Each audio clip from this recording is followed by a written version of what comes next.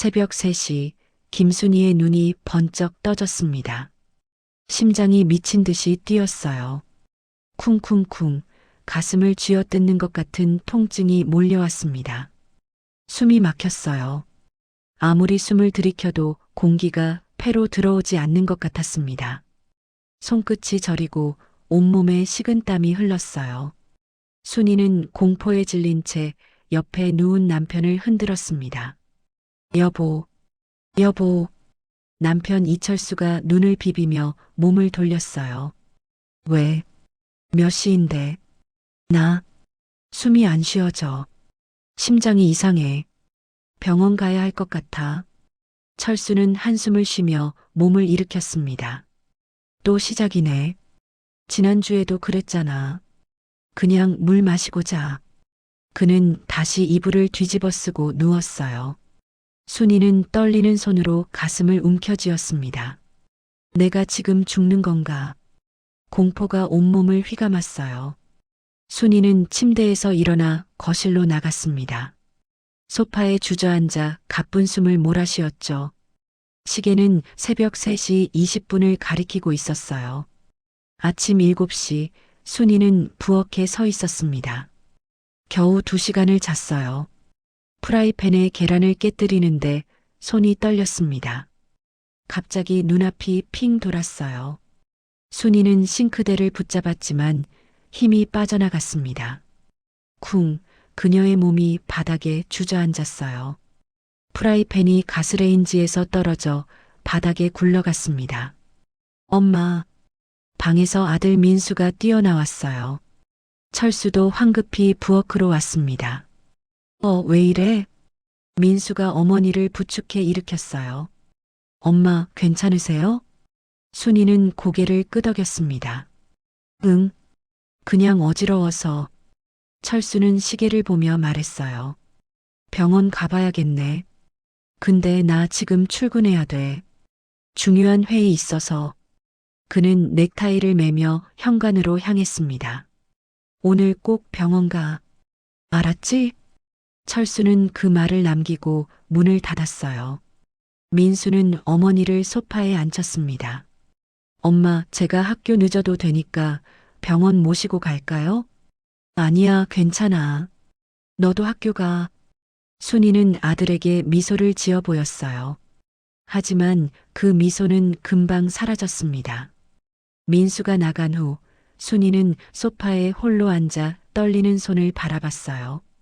오후 2시 순이는 동네 내과 앞에 서 있었습니다. 진료실에 들어가 의사 앞에 앉았어요. 어디가 불편하세요? 심장이 자꾸 빨리 뛰고 숨이 안 쉬어지는 것 같아요. 손도 떨리고 어지럽고. 의사는 청진기를 가져왔습니다. 심장 소리를 들어보고 혈압을 재고 심전도 검사를 했어요. 특별한 이상은 없으시네요. 혈압도 정상이고 심전도도 깨끗해요. 그럼 제가 왜 이러는 걸까요? 신경성인 것 같습니다. 스트레스 많이 받으셨죠? 좀 쉬시면 나아질 거예요. 의사는 가벼운 안정제를 처방해 줬습니다. 순이는 병원을 나와 약국에서 약을 받았어요. 이상이 없다고? 하지만 몸은 분명히 이상했습니다. 저녁 7시 순이는 저녁 준비를 하고 있었어요. 갑자기 또 가슴이 두근거리기 시작했습니다. 순이는 냉장고 문을 붙잡고 숨을 고르려 했어요. 제발, 제발. 그녀는 작게 중얼거렸습니다. 몇 분 후 증상이 조금 가라앉았어요. 순이는 후들거리는 다리를 이끌고 식탁에 저녁을 차렸습니다. 밤 9시 철수가 돌아왔어요. 오늘 병원 갔어? 응, 갔는데 아무 이상 없대. 철수는 식탁에 앉으며 말했습니다. 그럼 괜찮은 거잖아. 너무 스트레스 받지 마. 그는 TV 리모컨을 집어들었어요. 순이는 그를 바라보다가 고개를 돌렸습니다. 밤 11시 순이는 또다시 가슴이 두근거려 잠에서 깼어요. 이번엔 119에 전화하려다 멈췄습니다. 또 아무 이상 없다고 하겠지. 순이는 새벽까지 거실 소파에 앉아 시간을 보냈어요. 옆방에서 들리는 남편의 코 고는 소리가 유독 크게 들렸습니다. 일주일이 지났습니다. 순이의 증상은 나아지지 않았어요. 오히려 더 자주, 더 심하게 찾아왔습니다. 목요일 오후 순이는 큰 마트에 갔어요. 장바구니를 밀며 채소 코너를 지나고 있었습니다. 갑자기였어요. 심장이 미친 듯이 뛰기 시작했습니다. 순이는 카트를 붙잡았어요. 눈앞이 아찔했습니다. 주변이 빙빙 돌기 시작했어요. 안 돼. 여기서는 안 돼. 순이는 카트에 매달렸지만 다리에 힘이 풀렸습니다. 그녀의 몸이 천천히 바닥으로 주저앉았어요. 저기요. 손님 괜찮으세요? 마트 직원이 달려왔습니다. 사람들이 하나둘 모여들었어요. 어머, 쓰러지셨어. 119 불러야 하는 거 아니에요? 순이는 간신히 손을 저었습니다. 괜찮아요. 잠깐만 앉아 있으면 돼요. 직원이 의자를 가져왔어요. 순이는 의자에 앉아 고개를 숙였습니다. 식은땀이 이마를 타고 흘러내렸어요. 사람들의 시선이 느껴졌습니다. 창피했어요. 부끄러웠어요. 10분쯤 지나자 증상이 조금 가라앉았습니다. 정말 괜찮으세요? 병원 가보시는 게. 아니에요, 괜찮습니다. 감사합니다. 순이는 장바구니를 버려두고 마트를 나왔어요. 차 안에 앉아 핸들을 움켜쥐었습니다. 눈물이 흘러내렸어요. 나한테 무슨 일이 일어나고 있는 거지. 집으로 돌아온 순이는 곧바로 영자에게 전화를 걸었습니다. 영자는 고등학교 때부터 친구였어요. 영자야. 목소리가 떨렸습니다. 순이야? 무슨 일이야? 목소리가 왜 그래? 나 요즘 너무 이상해.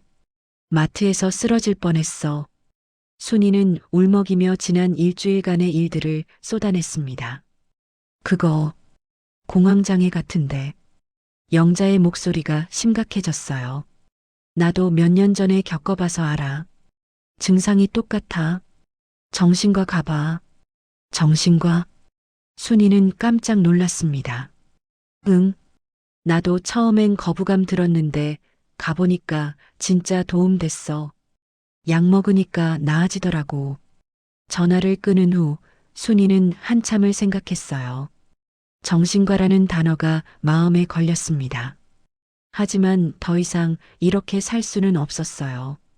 다음 날 금요일 순이는 정신건강의학과를 찾았습니다. 대기실에 앉아 있는 동안 계속 주위를 둘러봤어요. 내가 정신병원에 앉아 있다니. 자괴감이 밀려왔습니다. 눈물이 또 흘러내렸어요. 김순이님, 진료실로 들어오세요. 간호사의 부름에 순이는 진료실 문을 열었습니다. 의사 박준영이 미소를 지으며 맞이했어요. 안녕하세요. 앉으세요. 어떤 증상으로 오셨나요? 순이는 떨리는 목소리로 말하기 시작했습니다. 심장이 빨리 뛰는 것, 숨이 막히는 것, 손떨림, 어지럼증. 박 원장은 고개를 끄덕이며 들었어요. 언제부터 그러셨어요? 한 달 전부터요. 점점 심해지는 것 같아요. 다른 병원에서 검사는 받아보셨나요? 네, 내과에서 심전도랑 혈압 쟀는데 이상 없대요. 박 원장은 몇 가지 질문을 더 했습니다. 잠은 잘 자는지, 식욕은 있는지, 우울한 기분이 드는지, 공황장애 증상이 맞는 것 같습니다. 그리고 나이를 고려하면 갱년기 증상도 함께 나타나고 있어요. 자율신경계도 불안정한 상태고요. 순이는 숨을 들이켰습니다. 그럼 제가 미친 건가요? 박 원장은 고개를 저었어요. 아닙니다. 이건 뇌의 신경전달물질 불균형 때문에 생기는 질환이에요. 당뇨나 고혈압처럼 치료가 필요한 병입니다. 약물 치료와 함께 좋아질 수 있어요. 그는 처방전을 작성했습니다. 순이는 약국에서 봉지 가득 약을 받았어요. 항우울제, 항불안제, 수면제. 집으로 돌아오는 길, 순이는 약 봉지를 들여다봤습니다. 저녁 시간, 철수가 퇴근했어요. 순이는 식탁에 진단서와 약을 올려놓았습니다. 이게 뭐야? 철수가 진단서를 집어들었어요. 나, 공황장애래. 그리고 갱년기도 왔대. 철수는 약 봉지를 보며 미간을 찌푸렸습니다. 정신과 약이잖아. 이거 중독된다던데. 순이의 가슴이 철렁했어요. 의사 선생님이 치료 필요하대. 에이, 무슨 치료? 그냥 운동 좀 하고 생각을 긍정적으로 가지면 되지. 철수는 약 봉지를 내려놓고 TV를 켰습니다. 순이는 참았던 감정이 터져 나왔어요. 당신은 내가 얼마나 힘든지 몰라. 목소리가 커졌습니다. 나도 회사에서 스트레스 받는다고. 근데 나는 약 안 먹어. 철수도 소리쳤어요. 당신은 나처럼 죽을 것 같은 공포를 느껴본 적 있어? 마트에서 쓰러질 것 같은 게 얼마나 무서운지 알아? 아, 진짜. 왜 이렇게 예민해졌어? 격렬한 말다툼이 이어졌습니다. 그때였어요. 순이의 가슴이 또다시 조여왔습니다. 숨이 막혔어요. 과호흡이 시작됐습니다. 숨이 안 쉬어져. 순이는 바닥에 주저앉았습니다. 방에 있던 민수가 뛰어나왔어요. 엄마. 민수가 어머니를 부축했습니다. 119 불러야 하나? 철수가 당황해서 물었어요. 순이는 고개를 저었습니다. 천천히 숨을 고르려 애썼어요. 민수는 아버지를 쳐다봤습니다. 아빠, 엄마 진짜 아프신 거예요. 이해 좀 해주세요. 아들의 목소리에는 원망이 섞여 있었어요. 철수는 아무 말도 하지 못했습니다. 2주가 흘렀습니다. 순이는 약을 먹기 시작했어요. 하지만 증상은 더 심해졌습니다. 하루에 서너 번씩 공황 발작이 찾아왔어요. 밖에 나가는 것이 두려워졌습니다.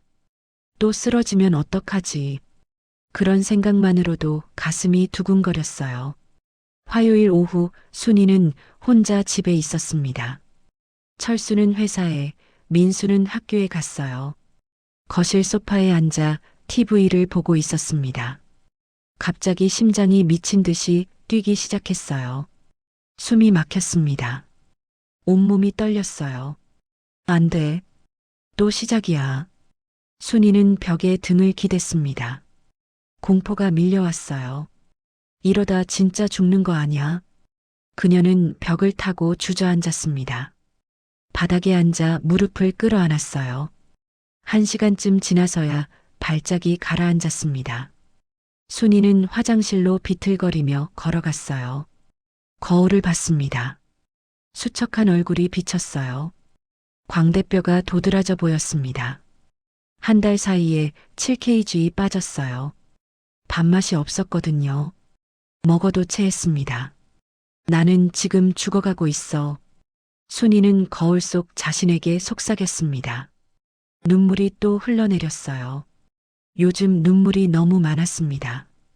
아무것도 아닌 일에도 울컥했어요. 저녁 7시 철수가 퇴근했습니다. 집에 들어서자마자 물었어요. 저녁은? 순이는 소파에 앉아 있었습니다. 못했어. 왜? 하루 종일 집에 있었잖아. 철수의 목소리에 짜증이 묻어났어요. 오늘 하루 종일 발작 때문에 움직일 수가 없었어. 순이는 지친 목소리로 말했습니다. 그럼 나보고 굶으라고? 도대체 언제까지 이럴 거야? 철수가 소리쳤어요. 순이는 천천히 고개를 들었습니다. 눈에 이상한 빛이 서렸어요. 당신만 없으면 나 안 이럴 것 같아. 목소리는 조용했지만 단호했습니다. 뭐, 이게 내 잘못이야? 철수는 화가 났어요. 당신이 단 한 번이라도 진심으로 걱정해줬으면 이렇게까지 안 됐어. 순이가 소리쳤습니다. 그녀는 식탁 위에 접시를 집어들었어요. 그리고 바닥에 내던졌습니다. 쨍그랑 접시가 산산조각 났어요. 미쳤어? 왜 이래? 철수가 소리쳤습니다. 방문이 열리며 민수가 뛰어나왔어요. 엄마, 아빠, 왜 그러세요? 그 순간이었습니다. 순이는 가슴을 움켜쥐었어요. 숨이 넘어가지 않았습니다. 심장이 터질 것만 같았어요. 그녀의 몸이 바닥으로 쓰러졌습니다. 엄마, 민수가 달려왔어요. 숨이 안 쉬어져. 119. 순이는 간신히 말했습니다. 철수는 당황해서 전화기를 집어들었어요. 여보세요. 우리 집사람이 숨을 못 쉬어요. 구급차가 도착했습니다. 응급구조사들이 순이를 들것에 실었어요. 산소 마스크를 씌웠습니다. 철수와 민수는 구급차에 함께 탔어요.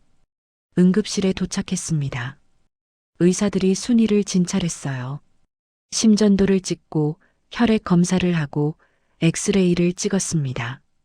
1시간쯤 지나 응급실 의사가 나왔어요. 보호자분이신가요? 철수가 고개를 끄덕였습니다. 심장은 이상 없습니다. 심한 공황 발작이에요. 정신과 치료를 꾸준히 받으셔야 합니다. 그럼 괜찮은 건가요? 네, 생명에는 지장 없습니다. 하지만 방치하면 더 심해질 수 있어요. 의사는 정신과 진료 의뢰서를 써줬습니다. 순이는 응급실 침대에 누워 천장을 바라봤어요. 형광등이 눈부셨습니다. 나는 이제 이 사람과 같이 살 수 없어. 그녀는 결심했습니다. 같이 있으면 내가 먼저 죽을 것 같아. 밤 11시 순이는 퇴원했습니다. 집으로 돌아오는 차 안은 조용했어요. 아무도 말을 하지 않았습니다. 순이는 창밖을 바라봤어요. 가로등 불빛이 스쳐 지나갔습니다. 다음 날 아침 순이는 영자에게 전화를 걸었습니다. 손이 떨렸어요. 영자야, 나 이혼할 거야. 순이야, 진정해. 무슨 일 있었어? 어젯밤 응급실 갔다 왔어. 더 이상 못 버티겠어. 나 혼자 살면서 치료받고 싶어. 목소리가 떨렸지만 단호했습니다. 영자는 한참 침묵했어요. 알았어. 내가 원룸 알아볼게. 순이는 전화를 끊고 짐을 싸기 시작했습니다. 철수가 출근하고 민수가 학교에 간 사이였어요. 작은 캐리어에 옷 몇 벌과 약을 넣었습니다. 화장대 서랍 깊숙한 곳에서 통장을 꺼냈어요. 순이가 몰래 모아둔 돈이 들어 있었습니다. 병원비와 약값으로 쓰려고 조금씩 모았던 거예요. 최근 몇 달간 고액의 치료비를 인출한 영수증도 함께 있었습니다. 순이는 통장과 영수증을 가방 깊숙이 넣었어요. 하지만 서둘러 나가느라 화장대 서랍을 완전히 닫지 못했습니다. 거실 식탁 위에 쪽지를 놓았어요. 더 이상 못 살겠어요. 당분간 연락하지 마세요. 순이는 펜을 놓고 현관으로 향했습니다. 문 앞에서 잠시 멈춰 섰어요. 25년간 신었던 슬리퍼를 내려다봤습니다. 천천히 슬리퍼를 벗었어요. 그리고 현관문을 열었습니다. 뒤돌아보지 않고 문을 닫았어요. 저녁 6시 철수는 퇴근했습니다. 집안이 이상하게 조용했어요. 여보, 나왔어. 대답이 없었습니다. 거실로 들어서자 식탁 위의 쪽지가 눈에 들어왔어요. 철수는 쪽지를 집어들었습니다. 손이 떨렸어요. 한참을 쪽지를 들여다봤습니다. 그는 순이에게 전화를 걸었어요. 신호음만 울렸습니다. 받지 않았어요. 불안함과 분노가 뒤섞였습니다. 철수는 아내의 방을 서성였어요. 화장대 서랍이 반쯤 열려 있었습니다. 그 안을 들여다봤어요. 깊숙한 곳에 있어야 할 통장이 없었습니다. 대신 떨어진 영수증 몇 장이 보였어요. 철수는 영수증을 주워들었습니다. 고액의 현금 인출 내역이었어요. 그리고 고급 호텔 스위트룸 결제 영수증도 있었습니다. 철수의 손이 떨렸습니다. 이게 뭐야? 이 돈은 다 어디서 났어? 그는 혼잣말을 했어요. 통장에. 이 비정기적인 고액 인출은 뭐고? 호텔 영수증을 다시 받습니다. 나한테는 10,000원 쓰는 것도 벌벌 떨던 사람이. 철수는 영수증을 구겨 쥐었어요. 머릿속이 복잡했습니다. 온갖 생각들이 스쳐 지나갔어요. 아프다고? 나 때문에 못 살겠다고? 그래, 알겠다. 25년 동안의 결혼 생활이 지겹다 이거지. 다른 남자가 생긴 거야? 아니면 돈이 필요해서 나한테 이러는 건가? 철수는 구겨진 영수증을 주머니에 넣었습니다. 분노와 배신감이 치밀었어요. 민수에게 전화가 왔습니다. 아빠, 엄마한테 연락 안 돼요? 엄마, 집 나갔다. 철수의 목소리는 차가웠어요. 네, 어디로요? 모르겠다. 쪽지만 놓고 갔어. 너도 연락하지 마. 철수는 전화를 끊었습니다. 며칠 후, 철수는 영자에게 전화를 걸었습니다. 순이 어디 있는지 알려주세요. 철수 씨, 순이는 지금 혼자 있고 싶어 해요. 제발이요. 주소만 알려주세요. 영자는 한참을 망설이다 주소를 알려줬어요. 철수는 구겨진 영수증 봉투를 챙겨 집을 나섰습니다. 복수심과 분노, 그리고 배신감에 가득 찼어요. 원룸 앞에 도착했습니다. 철수는 문을 두드렸어요. 안에서 순이의 목소리가 들렸습니다. 누구세요? 나야. 문이 열렸습니다. 순이가 서 있었어요. 왜 오셨어요? 연락하지 말라고 했잖아요. 순이의 목소리는 차가웠습니다. 철수는 봉투를 던지듯 내밀었어요. 영수증들이 바닥에 흩어졌습니다. 내가 왜 왔는지 모르겠어? 철수의 목소리가 떨렸어요. 이게 뭐야, 이게. 그는 바닥에 영수증을 가리켰습니다. 25년 동안 성실한 아내 코스프레 하더니. 뭐라고요? 순이는 믿을 수 없다는 표정이었어요. 아픈 척 뒤에서 무슨 짓을 꾸민 거야? 철수가 소리쳤습니다. 누구 만나는 거지? 그 돈은 다 어디에 썼어? 호텔 영수증은 뭐고? 순이는 남편의 극단적인 추궁에 충격받았습니다. 온몸이 얼어붙는 것 같았어요. 무슨 오해세요? 순이의 목소리가 떨렸습니다. 당신 지금 나한테 배신자라고 하는 거예요? 오해? 철수가 비웃었어요. 그럼 설명해봐. 이 통장 내역은 나한테는 밥값도 아끼던 사람이. 그는 계속 소리쳤습니다. 호텔 영수증은 뭐야?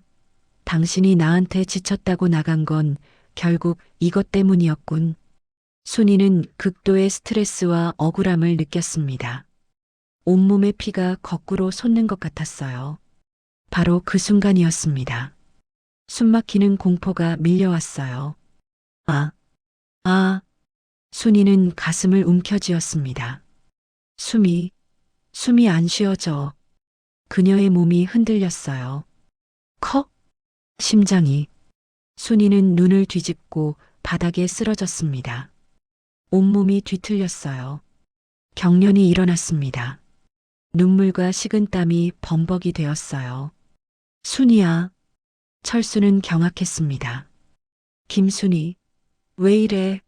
숨 쉬어. 그는 패닉 상태에 빠졌어요.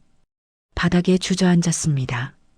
떨리는 손으로 핸드폰을 꺼냈어요. 119, 119. 그때 철수의 눈에 뭔가가 들어왔습니다. 쓰러진 순이 옆 작은 탁자 위에 놓인 서류들이었어요. 정신과 진단서와 약 봉지들이 보였습니다. 철수는 떨리는 손으로 진단서를 집어들었어요. 극심한 공황장애 및 갱년기 우울증, 자율신경실조증, 지속적인 치료와 안정이 필요함. 철수의 손에서 진단서가 떨어졌습니다. 그는 바닥의 영수증들을 다시 봤어요. 병원 진료비, 약국 처방전, 치료비 대출 서류, 호텔 영수증 뒷면에는 작은 글씨로 적혀 있었습니다. 발작 시 긴급 대피용 1박. 철수는 모든 것을 이해했습니다. 그가 의심했던 수상한 돈은 아내의 생명을 유지하기 위한 치료비였어요. 그가 믿었던 아내의 배신은 아내의 고통이었습니다. 순이야. 철수는 바닥에 무릎을 꿇었어요. 내가 미안해. 내가 미친놈이다. 눈물이 흘러내렸습니다. 내가 이 병을 몰라서 당신을 의심했어. 그는 눈물과 콧물로 범벅이 되었어요. 바닥에 쓰러진 순이를 끌어안았습니다. 순이야, 정신 차려. 제발. 철수는 절규했어요. 25년 만에 처음으로 그는 아내의 고통을 진심으로 이해했습니다. 구급차가 도착했습니다. 응급구조사들이 순이를 들것에 실었어요. 철수는 구급차에 함께 탔습니다. 그의 손은 순이의 손을 꽉 잡고 있었어요. 놓지 않았습니다. 응급실이었습니다. 순이는 안정을 찾고 침대에 누워 있었어요. 천장을 바라보고 있었습니다. 조심스러운 발소리가 들렸어요. 철수가 다가왔습니다. 순이야. 그는 침대 옆에 앉았어요. 얼굴에는 눈물 자국이 가득했습니다. 미안하다는 말밖에 못하겠어. 철수의 목소리가 떨렸어요. 내가 당신을 얼마나 오해했고 얼마나 모질게 대했는지. 그는 고개를 숙였습니다. 이제야 알았어. 당신이 아팠던 게 아니라 내가 당신을 병들게 했어. 순이는 천천히 고개를 돌렸어요. 남편을 바라봤습니다. 괜찮아요. 순이의 목소리는 가늘었어요. 이제야 내 진짜 마음을 알겠어요. 그녀는 잠시 숨을 고르고 말했습니다. 나도 당신 없이 홀로 서는 게 두려웠어요. 철수는 순이의 손을 잡았습니다. 아니, 이제 내가 당신을 돌볼게. 그의 목소리는 단호했어요. 당신이 원하는 대로 나도 갱년기가 뭔지, 공황장애가 뭔지 공부할게. 철수는 순이의 눈을 바라봤습니다. 우리 다시 집에 가자. 예전과는 다르게 진짜 부부로 살자. 순이의 눈에서 눈물이 흘러내렸어요. 고개를 끄덕였습니다. 그날 저녁 순이는 퇴원했습니다. 철수의 부축을 받으며 차에 올랐어요. 집으로 향했습니다. 현관문이 열렸습니다. 신발장 앞을 보고 순이는 멈춰 섰어요. 새로운 슬리퍼가 놓여 있었습니다. 분홍색 슬리퍼였어요. 순이의 이름이 작게 수놓아져 있었습니다. 어제 퇴근길에 샀어. 철수가 조심스럽게 말했어요. 새로 시작하자는 의미로. 순이는 슬리퍼를 신었습니다. 푹신했어요. 따뜻했습니다.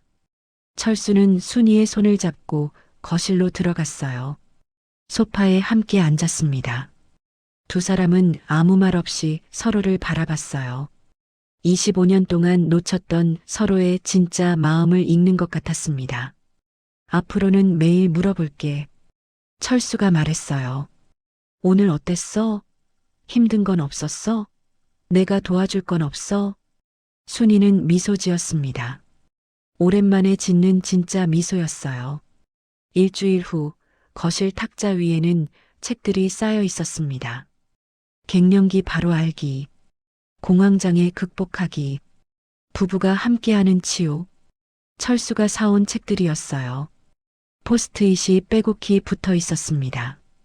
순이는 부엌에서 저녁을 준비하고 있었어요. 철수가 옆에서 채소를 썰고 있었습니다. 서툴렀지만 열심히 했어요. 이렇게 써는 거 맞아? 응, 잘하고 있어. 순이가 고개를 끄덕였습니다. 저녁 식사 후 두 사람은 소파에 앉아 차를 마셨어요. 창밖으로 봄바람이 불어왔습니다. 순이는 창가에 놓인 화분을 바라봤어요. 작은 새싹이 돋아나고 있었습니다. 며칠 전에 심은 씨앗이었어요. 저것 봐. 싹이 났어. 순이가 말했습니다. 우리 같네. 철수가 웃었어요. 다시 시작하는 거 순이는 남편의 손을 잡았습니다. 따뜻했어요. 25년 만에 처음 느끼는 온기 같았습니다. 그들의 25년은 이제야 비로소 함께 시작된 것입니다.